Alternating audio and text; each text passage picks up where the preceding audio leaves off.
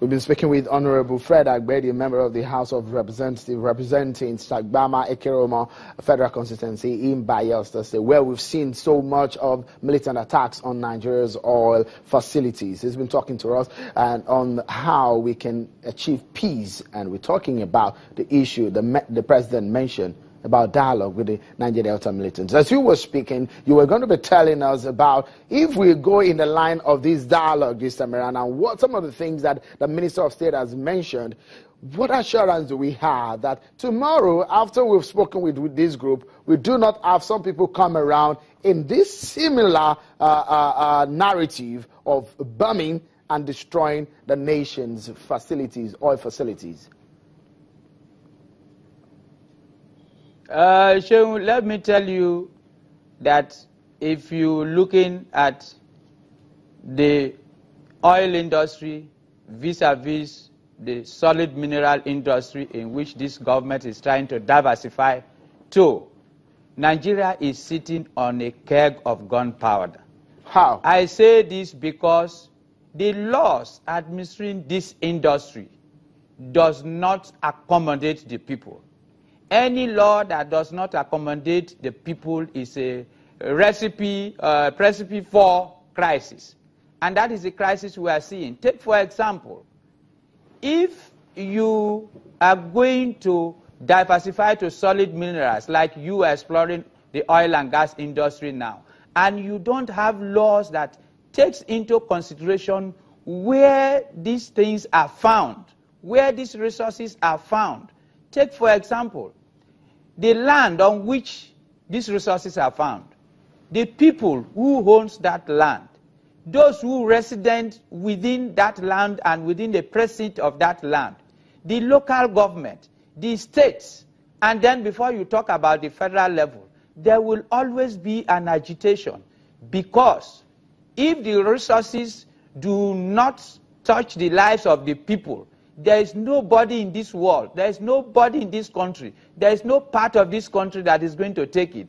Maybe you are talking about the Niger Delta, because as of today, we have the oil and gas industry in the Niger Delta. But the moment you have solid minerals across this country, you will see this same community agitation where you try to exclude the people. The laws exclude the people. The laws does not allow the people to participate in the industry. You will never find peace, because the people will feel that they are cheated, they are deprived, they are neglected, they are abandoned, and then they suffer it will bring to the floor, it will bring to the table the issue of the petroleum industry and what some of you and your colleagues are going to be doing in the 8th Senate about it. But quickly, I would like you to touch on that. But do tell us about the issue of what the president talked about. A lot of people have talked about restructuring Nigeria. Unfortunately, about 27 states of the nation cannot pay salaries of their workers in their state. The president has said the unity of this nation is not negotiable. What comes to your mind when you hear this kind of statement, considering the crisis of violence that we have on one end, and also the issue and the cry over the way and manner the structure of this nation currently operates? Yeah, so I also agree with Mr. President that the unity of this nation is not negotiable. If we truly in our hearts agree and believe that unity of this nation is not negotiable, then we have to turn a new leaf. The new leaf is that when you restructure this country, when you devolve power to the constituting states of this nation, you are not dividing this country. You are only saying, look, the old way we were doing things is not working. If it is not working and the people are agitating that you give us power so that we'll be able to be part of what we have, then you should give them the power to be able to be what they are. If you have oil production in a community and the people know that from day one they are part and participants of the process, nobody will go to destroy his own house.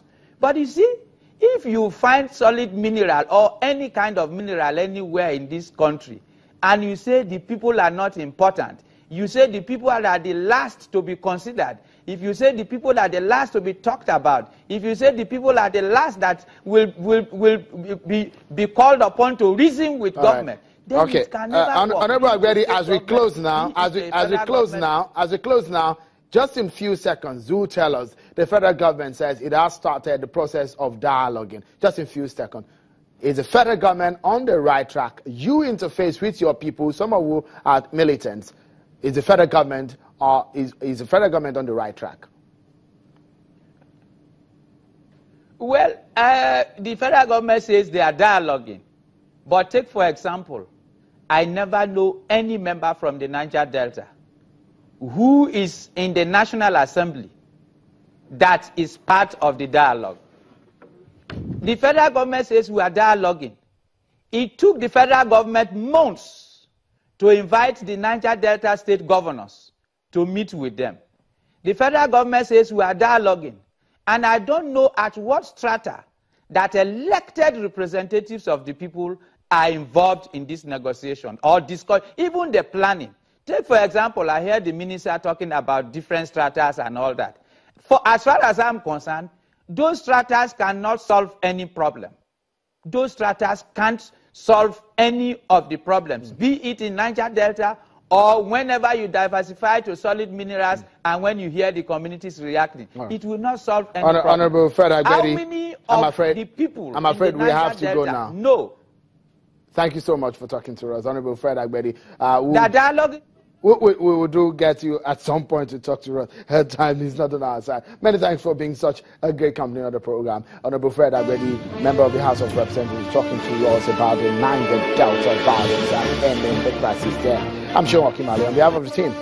Bye for now.